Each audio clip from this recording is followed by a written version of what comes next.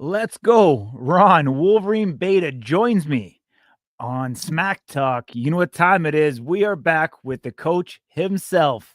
How good did it feel to get back there and coach? We had 16 matches, so you had 16 competitors on your side. I know they flew you out there early to take part in what they called the training camp as part of the Power Slap Week. Talk to me about that entire process and what it was like to get these athletes ready for the stage.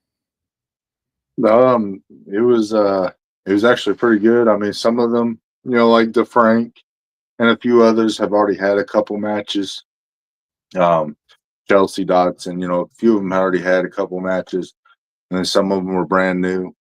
So, but most of the people that came, they were eager to learn, wanting to figure out more to do, you know, um, to just help themselves. Like, a lot of them only knew about the twisting the upper body rather than actually putting your legs into it, try to put your hips into it. So it was a fun experience to actually get to do that, especially alongside Blackburn. I mean, because me and Blackburn have two different styles. So I mean, for both of us to show them what we do, and then to try to help them find whatever works for them. Because I mean, not everybody throws their slaps the same way. So um, Mhm.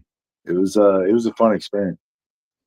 Yeah, I mean, I'm just looking at your roster, the blue corner. 6 of your 8 strikers have never been up there before. So true first-time competitors in Power Slap.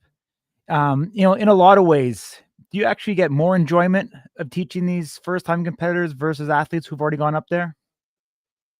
I do, especially if they're wanting to learn. I mean, if they're already, which I mean, some of them have that mindset of, they've had street fights, so they're gonna win. If they have that mindset, then it's kind of hard.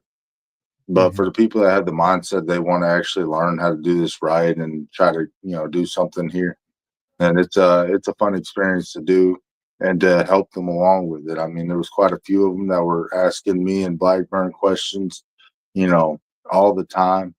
Um, and there was a few of them that got with me when we moved over to Circa to continue trying to work on stuff, even at the gym at Circa. So for the people that were actually trying to, it was a fun experience to do and to try to help them. I mean, because everybody has the same slaps, so it to try to help them find their own, or to try to adapt to me and Blackburn's way of doing it, and then adapt to their own after the event. So it was yeah, it was fun to actually help teach someone rather than just cornering someone, which is normally what we do when we show up, to Mhm. help somebody who's already got 5, 6, 7 matches under their belt. I mean, they're you can't really teach them nothing. You're just there to help them and show them, if they're missing something rather than actually teaching them anything.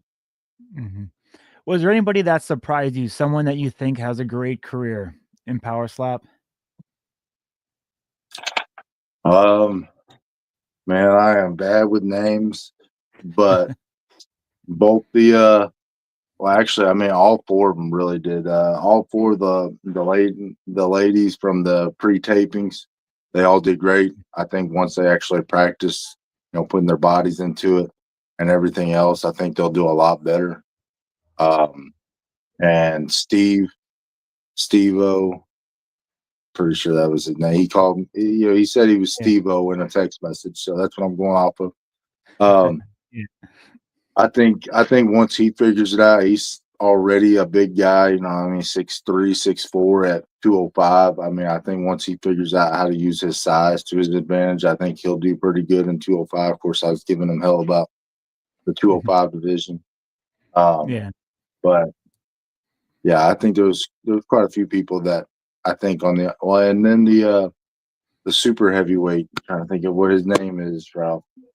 Stephen Rossi, Uh, the one up against no, McKinney? his opponent. No? So that No, was McKinney Manu, but then we had Leon Johnson versus Cole Smith. Cole Smith and Leon, they both surprised me too. They were both taking hits back and forth. They had a good matchup. Mhm. I mean, Rousey did good too. I think if he would have I think he was already nervous. I mean, I know he already had a big football career and stuff, but I think he was just nervous getting up there. I think if he'd have just took his time when he went down instead of rushing back up. It'd have been a lot better for him, but I'm hoping the next time he goes out there, he'll just, try to keep that in mind to just, stay down rather than rushing back up. Oh, damn. Mhm. You know what? I don't know how much I'm supposed to be saying because they're pretty, it's fine. Never mind. I Yeah. ain't worried about it. Yeah, we're good. We're moving on. The prelims, the one thing I keep saying that betting on power slap is a very hard thing. A lot of the underdogs, specifically on this card, ended up coming out victorious. Some of them obviously on your team. Ki Ali, the Chief, was an underdog against Wesley Drain, pulls out the victory. Aaron Turner was favored to beat West Minna. West Minna comes out victorious. Obviously, on the other side, then we had Riley Montoya on your team, who was the underdog against King DeFrank, also pulling that out. What Wow. do you think it is? Sorry, go ahead. No, go ahead, bud. My bad.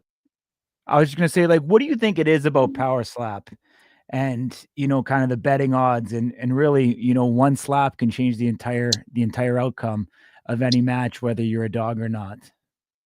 Well, I think it's just that. I think it's, I think it's not just on the mechanics aspect. This ain't like boxing where, like Tyson. I mean, he ruled the 90s. There was no beating him. I mean, this man or this sport, I mean, if somebody's having a bad day, somebody's in their head about personal issues and you try to bring it up there on the stage, I mean, that's going to throw you off completely. I mean, I know it did for myself. I know Mhm, it can for, anybody else. I mean, you kind of got to leave that behind. I mean, like the Montoya matchup. I mean, he told me right before we walked out that he was nervous, and I mhm, sat there and told him, I was like, the hardest part is just walking out there to the stage. Just embrace the fans, enjoy it, enjoy your moment. Once you get on that stage, it's just you and him. And he did that. I mean, whatever he did for himself, he pulled it together. And I mean, he got a huge knockout. So I mhm, think it's really not going to be a one man dominant thing. I mean, it really just depends on. I mean, look at the bell. The bell got rattled for the first time against DDP. Um, the show before. So I mean, it's really just how that person doing inside their own head at come that time. I mean, so it's hard to place bets on, for sure winners. mhm. One last one for me before I turn it over to Ding, but DTP, who you just talked about, taking on Pono Paul, a very close match that goes to the decision. What's your thoughts on that third round strike by Dorian? Do you think that was a club that was missed? I do, but um, I think there was a few clubs, not just in that matchup, because I mean there was only one or two that I'd seen, but there was a few clubs that night that were missed, in my opinion, and that's why I kept, and that's why I even told my team before we went out there that I was going to have a wet towel, so I had a new towel every matchup. I was always pouring water on it. That way I can wipe the chalk off after every round, so that way you can see the placement for the next round. And I mean, Mhm, you can see the thumbprint and the fingers up here in his forehead and in his head, but they didn't call it, so it's it is what it is, and DDP got the win, and I'm sure it'll be him and the Bell going at it again. yeah, interesting insight for sure. For sure. Ding. Oh, we can't hear you, Ding. Oh, I can keep rolling until he figures that out. Um, yeah, I mean, it's definitely interesting. I mean, that if that would have been called, that would have been the first match that we would have seen gone to sun and death. Oh, If absolutely, and that's what I thought. And I thought I'm pretty sure I told Pona that I thought it would go to sudden Mhm. death. I mean, Yeah. because usually I figured it'd be one matchup almost every event that would go, and I thought Mhm. it was going to be that one for sure. Um, but I guess you're right. Without the club being called, I mean, DDP was ahead on the points. So, but I Yeah. would like to have seen it called just because, I mean, that was the whole purpose of me wiping down the chalk between each round. I know the other team didn't do that. but I wiped it all down just so you could see where the placement was for every shot from the red corner. Yeah. So, yeah, I just put the scorecard. So it was 29-28 on all 3 cards. So 1 point deduction would have made it 28-28. Seemingly so. Otherwise, going to the co-main event, the light heavyweight title match between Robert Trujillo and Dakota McGregor. Obviously Robert Trujillo has been, at the top of his game for a very, very long time. Were you proud of what Dakota McGregor brought up there to the table in the fight that he had? Oh, absolutely. I mean, and that's what I even told McGregor. I mean, if you look at the damage on both of their faces, I mean, McGregor caused a lot more face damage and, where you could see the damage done. Whereas, Robert, rocked him round after round after round. So I think that'll be in the future matchup again. But yeah, I was happy with McGregor, and I told him, I was like, because he kept, he asked me a few times between rounds, like, what can I do? I was like, dude, you're doing everything you can. I mean, Robert's tough. I mean, he The wasn't real rocked at deal. all. He just kept coming forward. And, but I was happy with McGregor. I mean, when he went down, I was up there screaming for him to stay, and he listened. He stayed down. He didn't try to stand up all rocked. So I was happy with that. He did a good job. There was nothing that more he could do. I mean, he did all the damage that he could possibly do. You could see it all of Robert's face, even during the press conference. Whenever I was listening to that, when y'all were talking to him, you could see that Robert's face was all swollen up. So, I mean, he did a great job. It's just Robert was able to rock him, whereas, McGregor just left the damage. Absolutely. Can you guys hear me? Yes, sir. All right, perfect. Champ, always a pleasure. Thanks for joining us.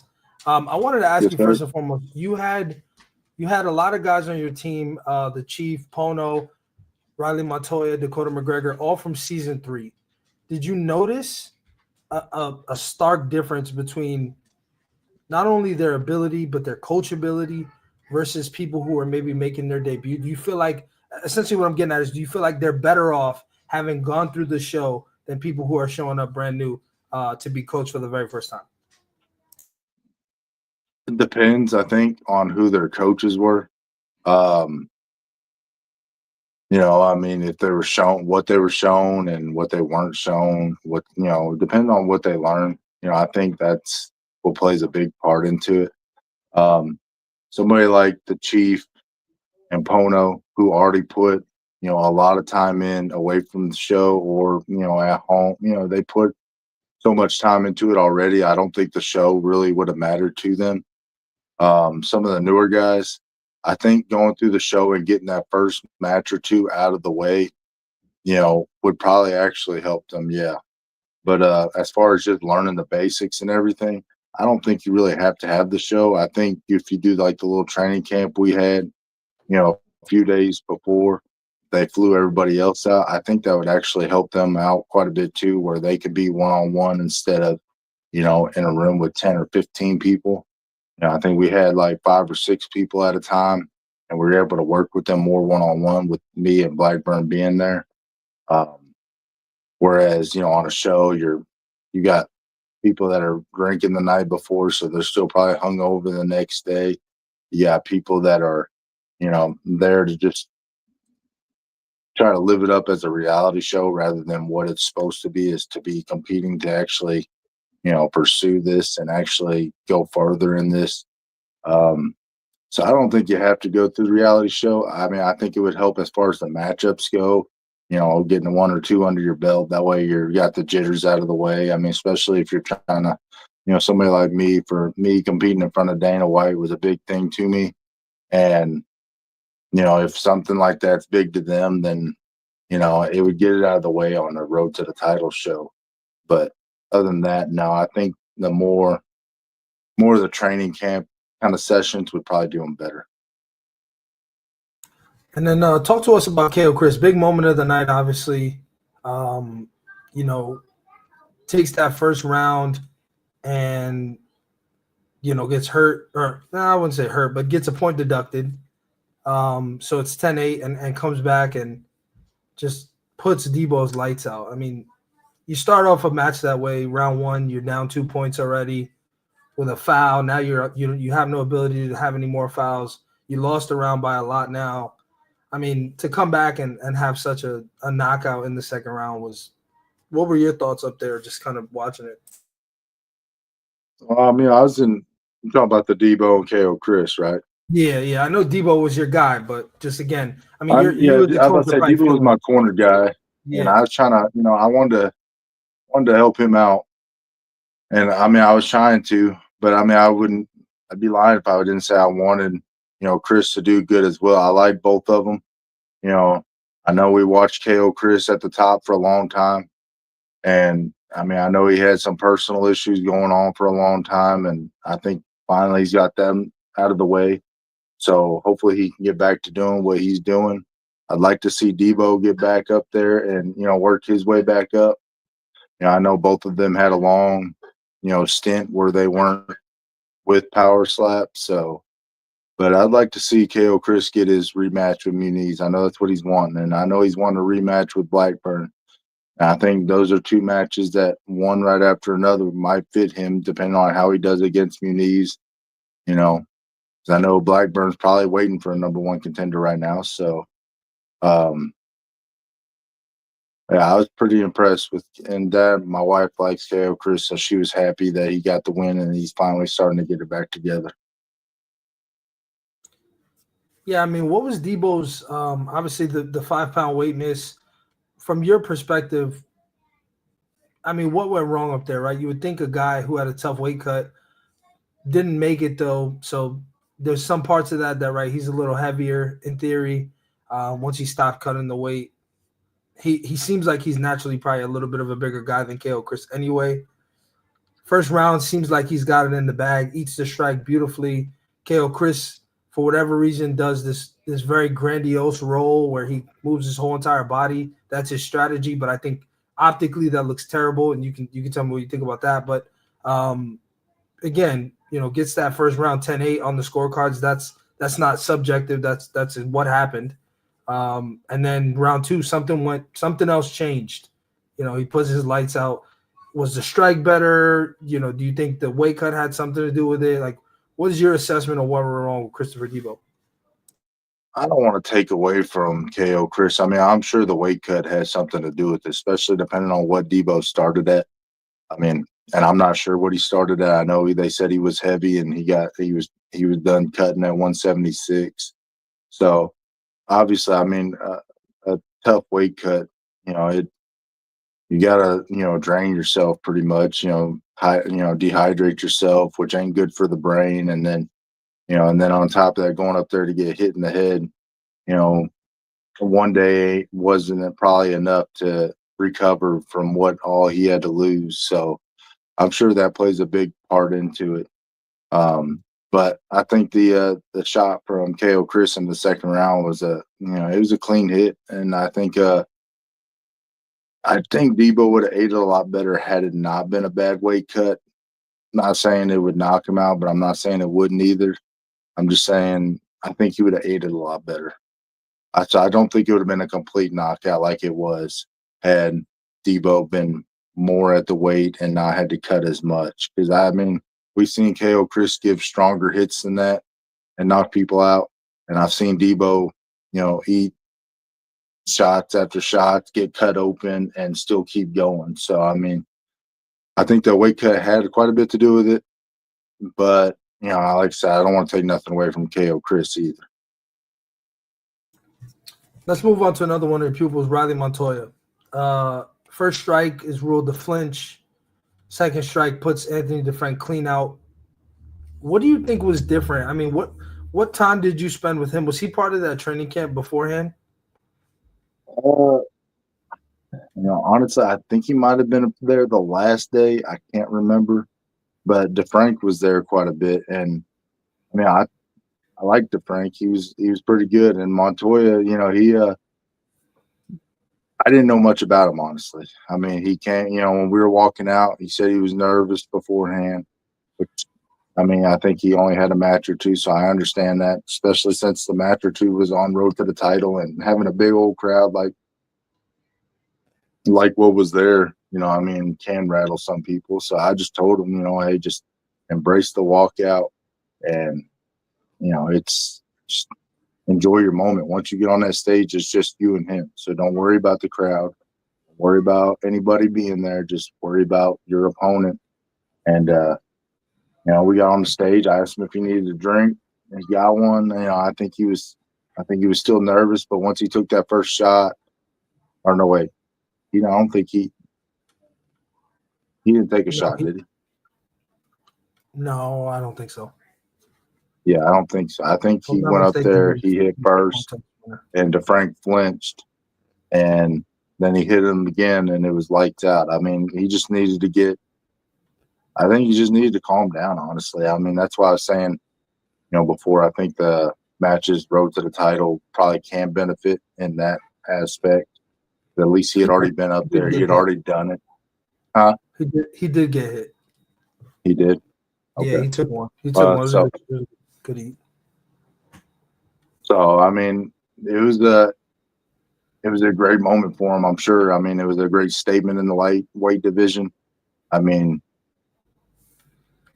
we'll see what comes from him. I think once he got that, once he got up on the stage, I think, and it was, go time, he looked a lot more calmer. He took the hit just fine. I thought he did, but he did a great job. I don't remember who it was on the prelims. It was either Brent or Cody. Corey, do you remember? I think I might have said it to you. Maybe I said it to Jeeves that they looked exactly like Ron up there when they were winding up. Do you remember who I said that was? You're muted. Yeah, it was Brent Draper. Brent Draper. Yeah, I thought Brent Draper looked exactly like you when he was up there. Obviously, that was your guy. He's the one that got knocked out by Andrew Fields. Does that bring you any sense of pride when a guy like completely adopts your style? I mean, I was blown away. I was like, this is incredible. I've never seen somebody replicate somebody's swing the exact same. I mean, it was picture perfect. I was blown away watching that go down. Well, I know he was there for the training sessions. I mean, so it does. I guess it might, bring me a little bit of pride, I guess. But, I know he'll tweak it and he'll add his own thing to it to make his own statement with it. So, I mean, but as far as making me, at least he was listening to what me and Blackburn were trying to show him. So it does, make me feel better that at least somebody was paying attention and listening and not just there, just, just for the cameras or anything. They were there to actually try to work on stuff and to try to learn and try to be better about it. Yeah, I mean, for you as a coach, what would you say was your moment of the night? Like the thing that brought you the most joy, could be your guy, could not be your guy. I mean, just the story that you were like, man, I think that this was a great way for this to take place.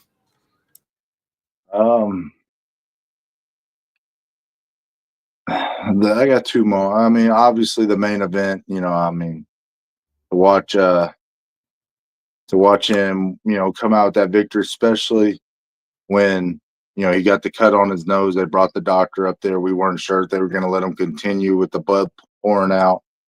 So when Bordeaux got the chance and got the win, I mean, you could see the emotion from him immediately. It reminded me of my emotions, after I beat Darius and Power Slap 1. So that was a big one for me.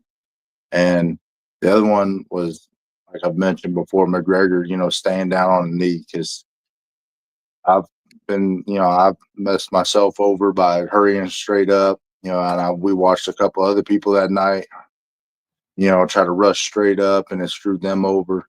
So for McGregor to actually sit there and listen to his corner and stay down before he actually got up, on 8, that was a good corner, and like it made me happy that somebody was sitting there trying to listen to the corner and pay attention and realize that the corner's just there to try to help you, we're not trying to make you look bad or anything like that.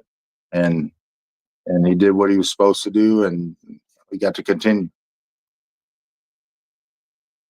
Yeah, I mean, you've been around obviously since the very beginning, pre-Power Slap. Power Slap comes about. You're sort of the accelerant, we'll call it, you and Darius. When you think about the evolution of how this is all kind of unfolded, right, from the way I feel like in the beginning, the defensive posture was a big part of what people thought, was the kind of way to victory. In a lot of cases, just absorb the hit and then dish something back. Either you knock them out or you squeak out a decision. Then I think that's sort of over time transition, right? You have this theory that, striking on the first strike, there's a lot more people doing it. A lot more people are finding success in it. You have people who do this lean on one thing where they kind of position their body far to one side or the other. That way, in theory, when they strike, their body will go fully to the position that they started at, which is through the other person. We just talked about the training camp style, which obviously can easily be adopted in a gym setting for people who have, coaches at home or locally. I mean, none of that was around 2 years ago. I mean, what do you make of all that stuff as far as a sport that you did for a long time and have kind of people might look at it and laugh, and now you see all the things that are happening, the investments that are being made, the evolution, people who are coming in, trying new things, really understanding, right, the difference between striking with your fingertips, too deep, too shallow, too high, too low, how to get it perfectly on the quote-unquote button, right? I mean, just all of these things that have been born from a sport that in a lot of ways you helped pioneer. What do you make of that evolution, and what parts of it, I think, do you think are really good for the future of the sport? Honestly, I think, I do think training and practicing is what's best, not just, people thinking that, oh, they're just slapping each other. I can do that. Let me go get up there. You know what I mean? Because it takes precision. It takes, practice. Obviously, you don't want to practice getting slapped in the head over and over. But, practicing, where your guy's height is, which is, I think, something that might have screwed Aaron Turner over, because when we were practicing that whole training camp, we were practicing for James Seekman. And when, he wasn't able to compete, now we're going down to West Mena, which is, a huge difference in height. So I think that plays a part into it. I do like the way it's growing. I don't think slapping first, I know I think they showed it was like, I just rewatched it this morning. I think it's like 51.9% of the coin toss winners win, the match. I think you're seeing a lot more matches go past the first round because they're starting to call more clubs and everything, which I do like. I like that for the safety aspect and for the sport I like that for the sport, as well, because I mean, nobody wants to go up there and watch every round or every match be done in one round. I mean, I wouldn't mind seeing a knockout every, few matches, but I also want to see that match like DDP and Pono where it goes back and forth, or, and then every once in a while you want to see like the main event or even the co-main event where it was back and forth, so that was a good matchup. And every once in a while you want to see a match like the main event where it's just a one round and done. I mean, for not to see that for the main event, just because, I mean, that was a match that everybody was hyped up for.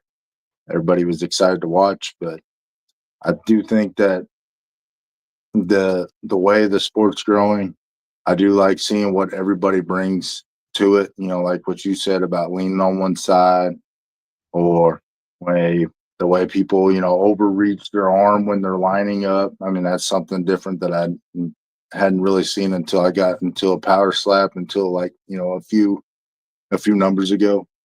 For power slap, it wasn't, even done in like power slap 1 or 2. So, I mean, I like the way everybody's bringing their own thing into it, and the way they're starting to call more fouls and clubs and everything else. So it'll be much better, I think, whenever they completely get it down, so they don't miss any clubs. They don't, I enjoy the way it's going. And when you talk about one of the things that I saw I watched the live broadcast back also. One of the things that I noticed was I'm thinking specifically of Wes Mena and Aaron Turner, but it could have happened in other matches. It was almost as if he anticipated that Turner would flinch or do something. And I don't know if you noticed this or you saw it, but he would wind up traditionally, and then on that third wind up right before he delivered a strike, he would stop, hesitate, and then strike Turner.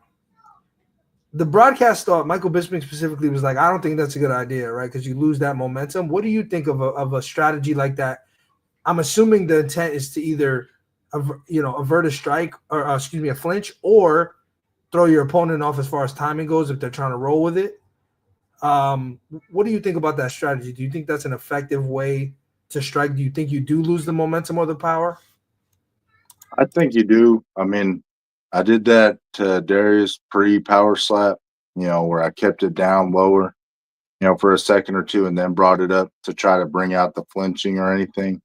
I think you lose momentum in it, but if you're thinking that your opponent's going to flinch or try to roll with it, then it's going to throw their timing off because, I mean, if you're lining up like normal 1, 2, and then that third one, you hesitate back, well, they're already ready to roll with it, and you're not bringing that swing up there. So I know that's personally what I did. It was just to bring out the flinching or to make them flinch on camera, before the hit even got there, to show them that, hey, he is flinching. As far as why West did it, I'm not sure. I didn't really get to ask him, nor did I think about asking him that. But I did notice that he was hesitating and pausing there. I think it brings out less power for him, but if he's trying to bring out a flinch or anything like that, I think it is a good strategy. And the last one for me, this match wasn't released, so I'm not going to say who the participants were, but there was a match on the prelim where the referee tried to stop a mid-strike. Do you remember that? I think so. I think it was between 2 and 3. One of the participants was, I think, moving, and the referee tried to say stop, and then the striker still struck. Oh, and then the hit landed. Correct. Okay. And it ended up being no foul or anything like that. I don't think it it might have been a flinch. I could be saying that wrong. I mean, we've never. No, I I've think never they let it go after the hit landed because it was such a clean hit. Yeah. I mean, probably not a great idea to yell stop after the second windup, especially given how quick the person was winding up. I thought he was doing a pretty fast windup. It didn't work, but I mean, I don't know. I mean, is that addressed anywhere? Did they address that at all, that was a possibility? I know you can stop it if you see a flinch, but a guy winding up that quick, I mean, I think the damage is kind of done. I don't see any way that was going to stop. Yeah, they just said in the fighter meeting that they can tell us to stop at any moment. Of course, why you would tell somebody to stop on 2, because I mean, when you're trying to slap the person, you're already ready to go. I mean, you're just trying to line it up and get to 3, and then on 3, you're not, or at 2, I'm not thinking of nothing but where I'm hitting this guy. So I mean, for them to try to yell stop in that moment, I don't see why you would do that. I mean, at that point, you may as well just let it go. If you're seeing where the opponent is flinching, I would just let it go and then call it a flinch.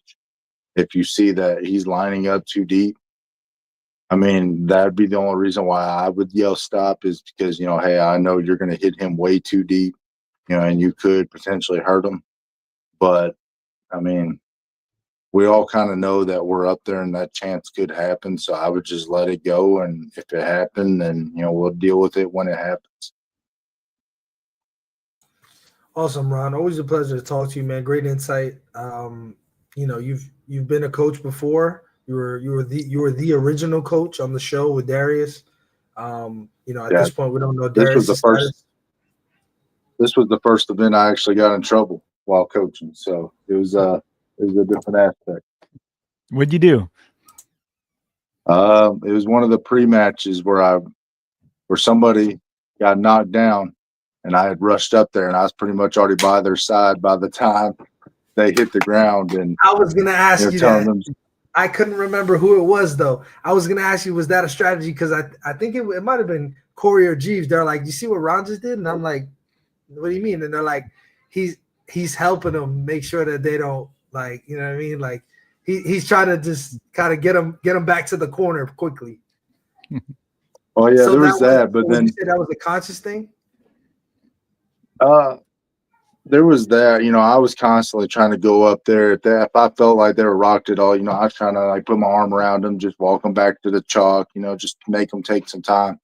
But there was one match in particular that the guy had went down right to the right side of the table, and I was right there, telling him, "Hey, stay down, stay down." I was right there in his ear by the time he had already hit the ground, and they came over and told me, "Hey, you cannot be up there until they stand back up." So that's why I was on the edge of the stage yelling at McGregor to stay down, because they didn't tell me I couldn't be at the edge of the stage. But I always kept my foot and one of my hands right there on the stairs for every hit, just to be ready. So yeah, they actually yelled at me and got on to me about being on the stage before they told before the opponents were, or before the competitors were ready to be stood up or anything like that.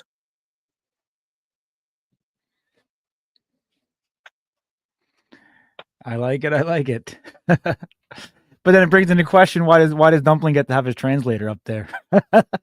I just thought you were going for double paycheck, trying to catch the guy and coach same time.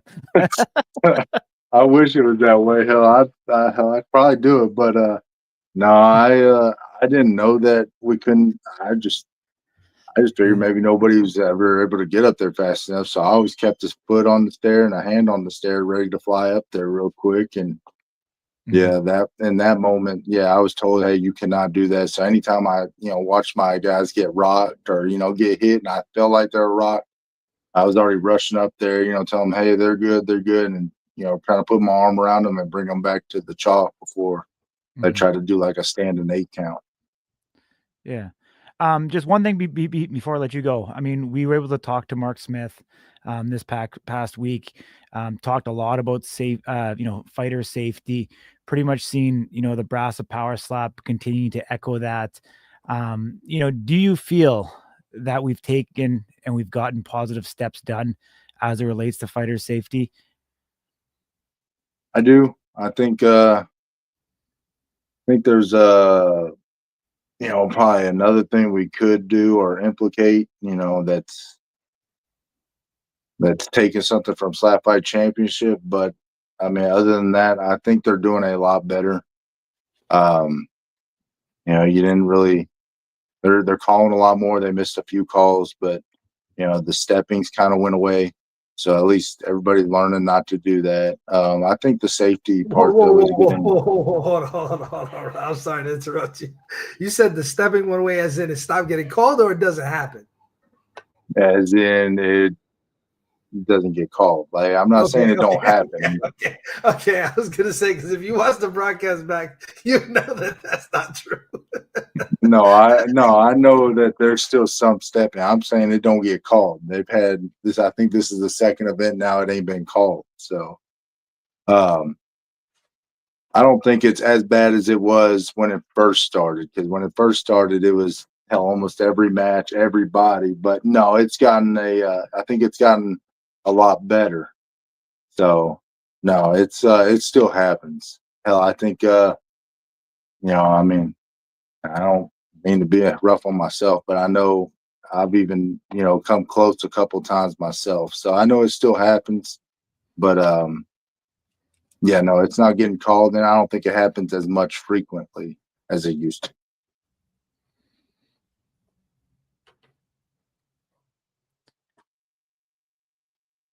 Awesome, Ron. Appreciate you joining us as always. Pleasure. Yes, sir. And I'm sure we'll see you back real soon. If not, we'll see you over on Whatnot when we break those power slap cards. All right, bud. Sounds good. All right, man. Take care, dude. Have a good one. Yes, sir. All right, Ding. Wolverine. Always great to get a different perspective. Somebody who was up close and personal for all 16 of the matches. Obviously, we got 8 matches that night. We've got 8 more, I believe, to be released out on YouTube. It's I find it actually hard this time to track which fights have been released and which ones haven't, to be quite honest with you. Obviously, we've seen highlights. Have they released any full fights on YouTube up to this point or not yet? No. Okay. I think what footage has been released of McKinney's match. I mean, all the finishes: McKinney, Andrew Fields. I think didn't we see Maria and Marisol? Yeah, but we don't know a winner. Gotcha. So that one didn't get a disposition. And then let me look at the other one here that I'm missing. That might be it. Didn't we see Hunter? Logan and Cody, I believe.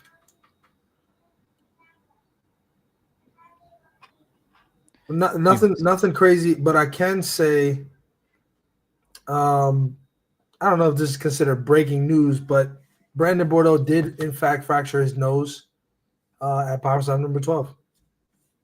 Mm-hmm. Yeah, first time I'm hearing it, so maybe it is breaking news. Yeah, he did. He just confirmed that for us. Thanks for that, Brandon. He does not mind that we talk about it. Obviously, otherwise we wouldn't be. But we'll see if we can. I think that's probably one of the more.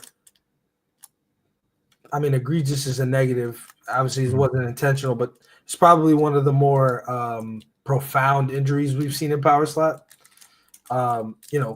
Good point that he makes though. Kudos to the guy fighting with a broken nose. Thankfully, he didn't have to take that second shot, but yeah, tough son of a gun to say the least. We've seen shattered orbitals. I don't know if we've ever seen a broken nose.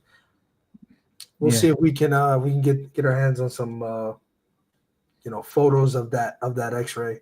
I think it's probably an interesting thing to talk about. Yeah, for sure.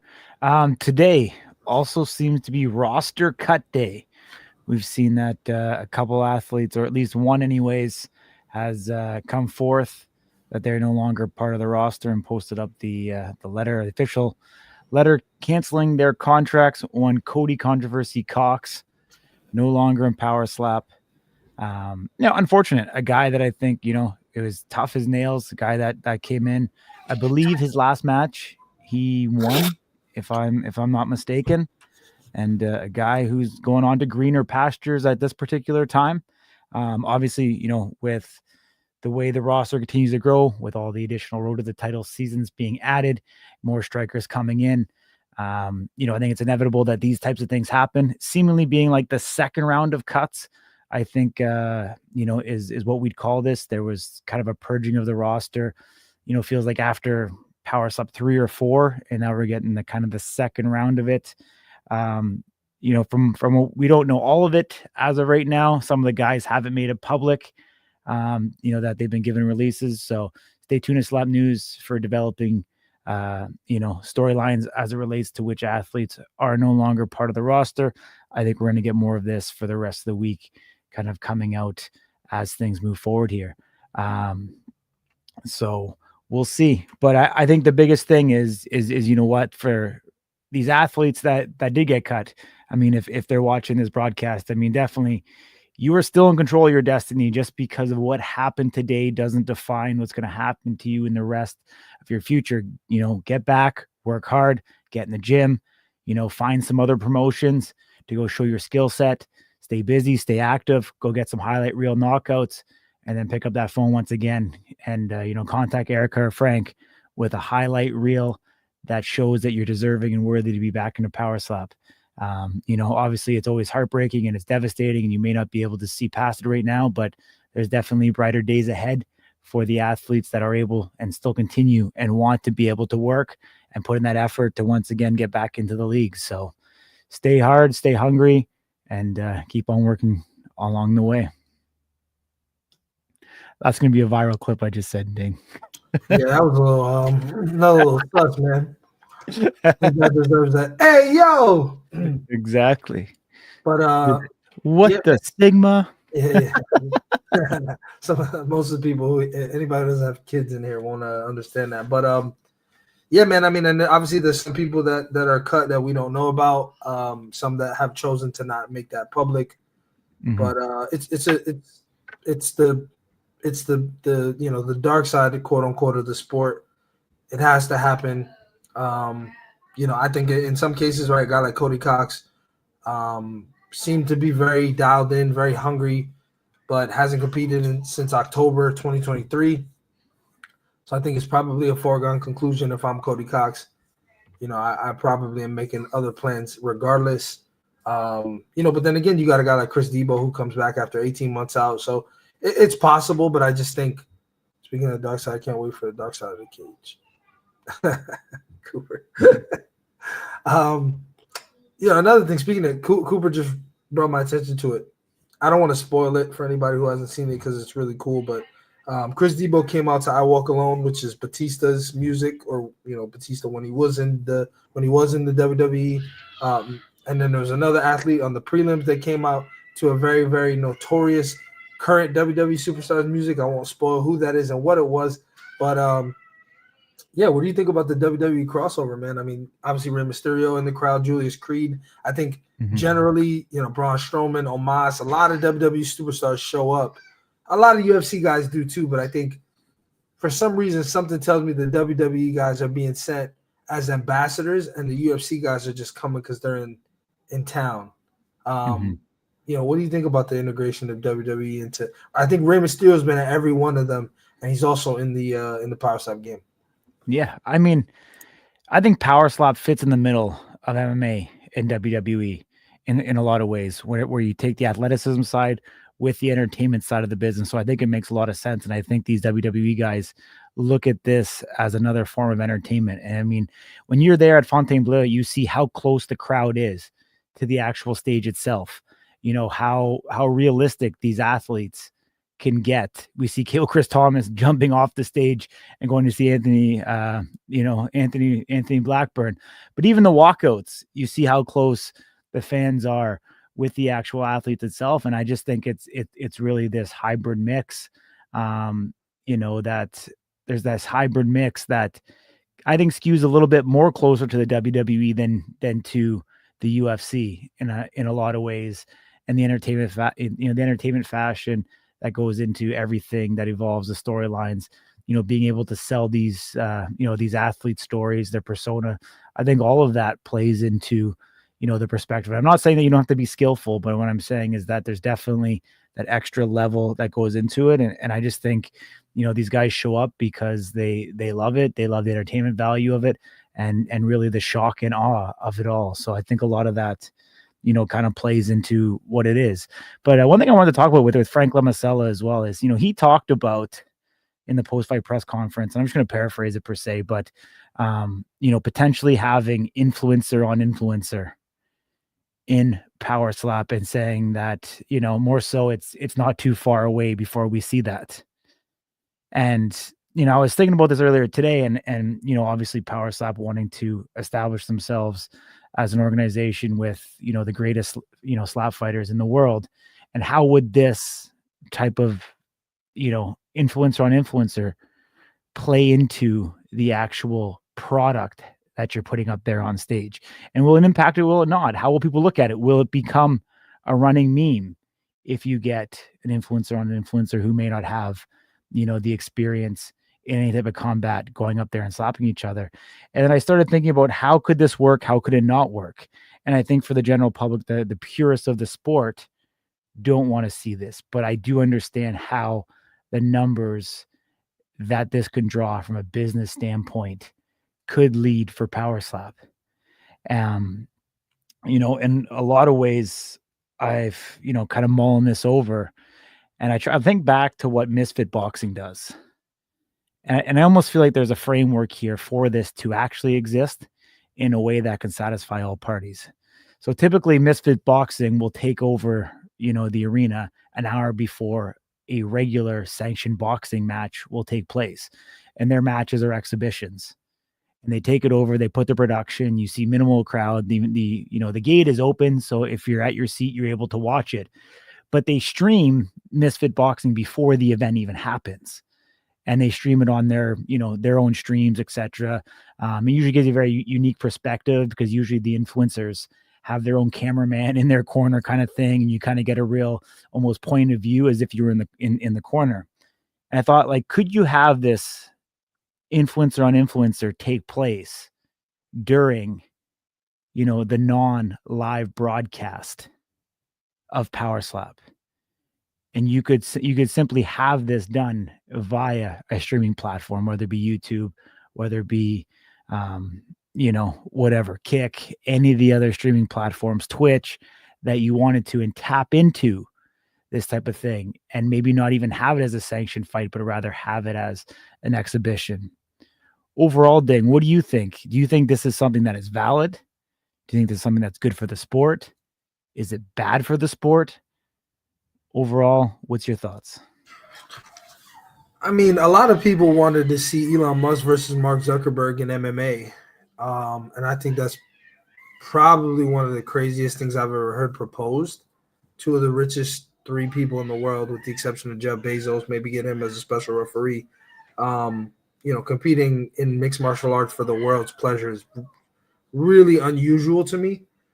So I think, but it was one of the hottest topics at the time until it got squashed. I think slap fighting is probably an entry-level way for people who really have issues or things they want to work out, or even just, for satire, without having to go crazy and go train and learn a new skill set.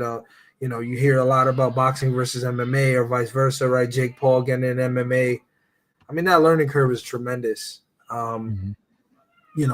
Could Jake Paul compete against insert person that hates him or person that he hates, right? Dylan Dennis. Could he compete against them in a slap fight tomorrow? Absolutely. Could KSI compete against Dylan Dennis in a slap fight? Absolutely. They're going to box. No, I don't have any interest to see that, right? Dylan Dennis is not a boxer. He's a wrestler, right? KSI can't go to MMA. Dylan Dennis can't really go to boxing, even though he chooses to because it's a free payday, but he can't box. He's not a boxer. Logan Paul, Dylan Dennis is another one. They had a boxing fight. I think in the slap fight light, it's probably more entertaining. Future of the sport, I mean, I don't know if it matters all that much, because I mean, the difference between some of these guys who are featured on these shows, whether live or not, and an influencer is just a lot of fame, right? A lot of them have the same amount of experience. Andrew Tate was there this weekend. He was a kickboxer. So what's to say that he's not an athletic enough guy to compete in a slap fight? And I'm sure there's a ton of people who would love to slap him.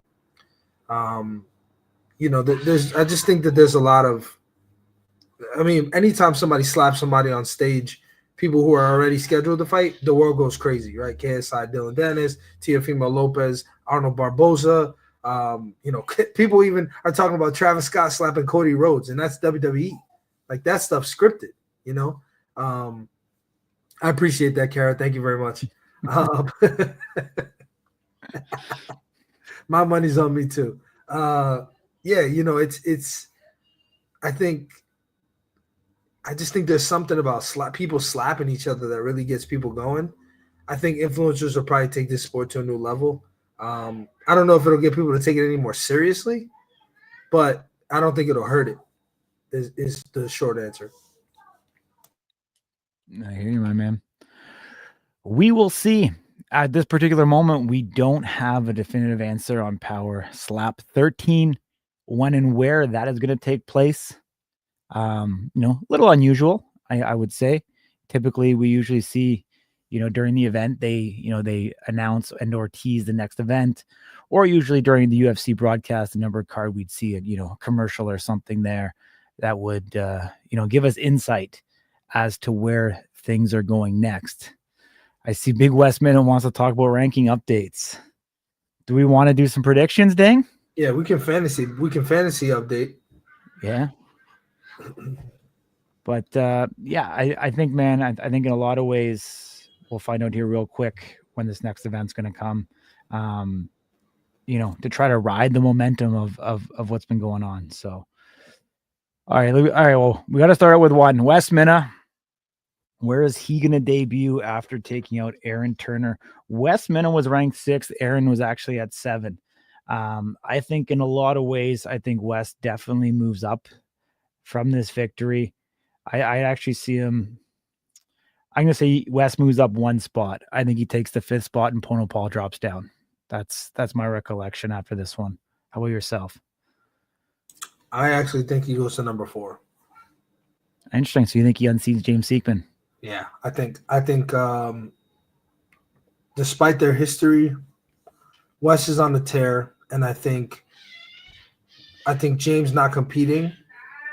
I think James not competing probably puts recency bias in there. I mean, last time he competed was in October. Wes also competed in October. Then Wes competed again in January. Then Wes competed again in March. So I think there's something to say for the strength of schedule that he's kept, doing the promotion a favor on that short notice. I think they do him a favor back and put him at number 4. All right. You think he goes number 4? I think he goes number 5. Aaron Turner, where do you think he goes after losing? Aaron probably stays in the same spot. You think so at 7? Yeah, I mean, he can't go behind Brian Ellis. He beat him. For sure. You know? Greenhall exits. I mean, I would assume Greenhall is going to be off the heavyweight. Yeah, so maybe Bryce Jones will come back. Dude, Bryce Jones is such a good sport, man. I mean, he was there. He bought a ticket. He was in attendance. He participated in the fight week festivities. The dude's a great sport, man. He really does deserve to get his shot to go back up there. Mm-hmm.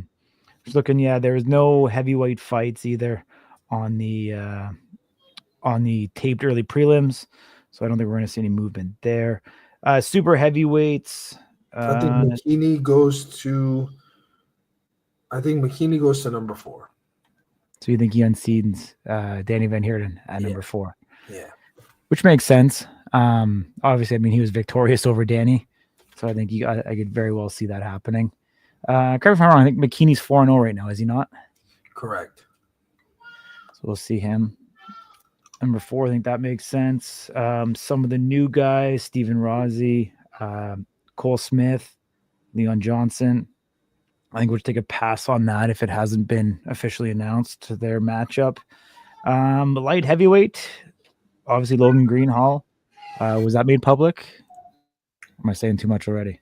Cody Young. I need to confirm that. I'm pretty sure. That's the only light heavy. Actually, there's 2 light heavyweights actually, and then Stephen Osango, who Ron spoke about, versus Cesar Gonzalez as well, took place. Both on the early taped fights. It was released. It was released? All right, awesome. Logan Greenhall, obviously the 10th ranked heavyweight, I would predict will make a debut probably somewhere. I'm going 7. Oh, you think that high? Wow. Yeah. I mean, to be number 10 heavyweight, go down to light heavyweight, make it, and then finish a guy, I think, excuse me, I think 7. Interesting. You're more generous than I was. I was going to say 9. But yeah. Worst decision I've ever seen in that Steve-O versus Caesar fight. Unfortunately, we're bound by the gods and the powers that be, Cooper. Yeah. I will say I thought that some of the decisions on the early prelims were off all night, actually. Yeah. Well, I was sitting beside you, and I was like, no, man, I'm not going to go that way. And then boom, what happened? And it wasn't from me, from being an educational standpoint, it was just from playing devil's advocate. So, middleweight division, obviously, Brandon Bordeaux, the champion, goes up. Isaiah Quinones, going to go to the number 1 spot. I think John Davis will drop down to number 2. Fairly safe to say in that regards. We'll see. Are they going to leave Azael in there or not? Very hard to say. Actually, I think I seen a post today. Even Wesley Drain talked about wanting to go down to 170 after his loss. I don't know if that was a post or a message. I don't know, man. I don't know anymore, dude. Wesley doesn't watch our show anyway, so we're good. But I think the Chief moves up a spot. I think Darren Godfrey moves up a spot. I think Wesley goes down to 7. Goes down to 7? Yeah. Or 6, you mean? Yeah, 6. Goes down to 6. All right. Middleweight, anybody else on there? Wesley, we talked about Brandon, Isaiah. We'll go to 1. It's kind of interesting, man. What do you see now here? I mean, Brandon, immediately says he wants a trilogy with Isaiah. The Chief come in an impressive fashion. Darren Godfrey as well, who beat the Chief. Bryce must have just got here. Rewind it about 3 minutes, Bryce. We're rooting for you, brother. Yeah. So Yeah, but I mean, definitely interesting. I mean, there's definitely some interesting matchups around here. Obviously, John Davis still at the top, Darren Godfrey, the Chief, in there. Obviously, we don't know about Azael, and then Isaiah still kicking around. And I think there's some interesting matchups even outside of a title match against Brandon next. If Brandon's gonna be shelved for a little bit with his injury, so it'll be interesting to kind of see how that division shakes itself out. Welterweight. Do we have what do we have for welterweight matches? KO Chris Thomas and Chris Debo. I could see Chris Thomas going up, even though this match obviously happened. I think Chris Thomas will probably slide into the number 2 spot. I think Manny stays at 1. I think Chris goes to 2. Jewel Scott drops down. Obviously, we haven't seen Jewel in a while. Yeah, I mean, I think what Chris did beating number 8 like that versus what Cole did beating an unranked in Radolavi probably at least gets him 2, and then I think, or 3, excuse me, and then the inactivity of Jewel Scott I think gets him down to number 2. So yeah, I agree. Yeah, I wouldn't be shocked if it's 3, but I think 2 is fair also. Yeah, and then Chris Debo. I honestly, Chris is a nice guy, but Chris Debo probably moves down, but I wouldn't be surprised if he stayed in the same spot. Yeah, because look who's behind him. Yeah, I mean Tyler Gross was victorious last time. Oh, you know what? I'm thinking of I don't know why when I'm thinking Tyler Gross, I'm thinking something else. Yeah, the what's he, the Northern Viking or something? Yeah, the Northman. So I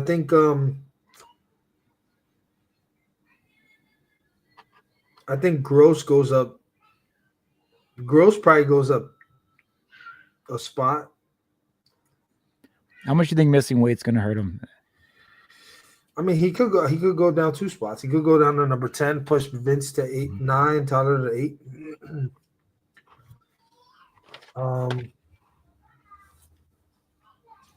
Certainly possible.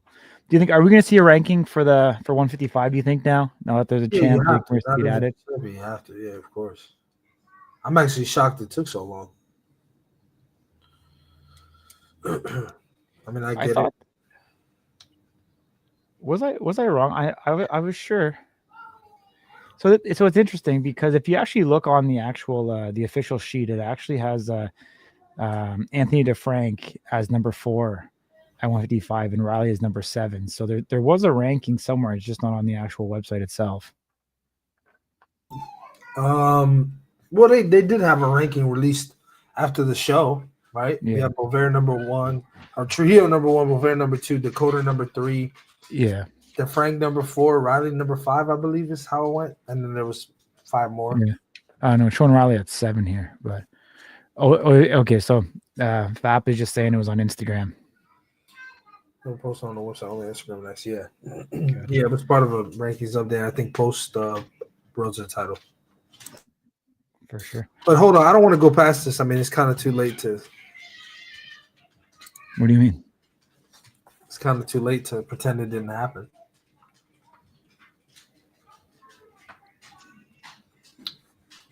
What are we talking about? Are you reading it?